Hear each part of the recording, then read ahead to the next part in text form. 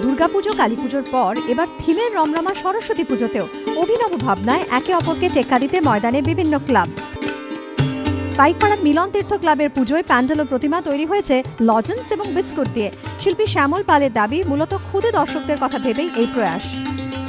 এটা একটা অভিনব প্রচেষ্টা। আমরা এতদিন এখানে রয়েছি, আমরাও খুব দেখে আশ্চর্য হয়ে যাচ্ছি যে বিস্কুট আর লজেন্স দিয়ে এত ভালো একটা জিনিস তৈরি করা যায়। ঠাকুর বিস্কুট আর লজেন্স দিয়ে করেছে, আমাদের খুব ভালো লাগছে।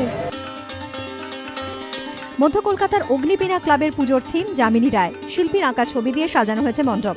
এখানে বাগদেবীকেও সাজানো হয়েছে যামিনী রায়েরই আঁকা একটি চরিত্রের আদলে।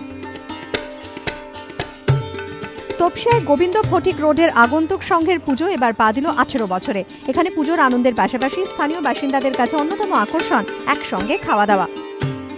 খুব ভালো লাগছে, ইয়াং জেনারেশনরা এই পুজোটা স্টার্ট করেছিল, এখনো চলছে, খুব ভালো লাগছে, খুব এনজয় করি আমরা সবাই।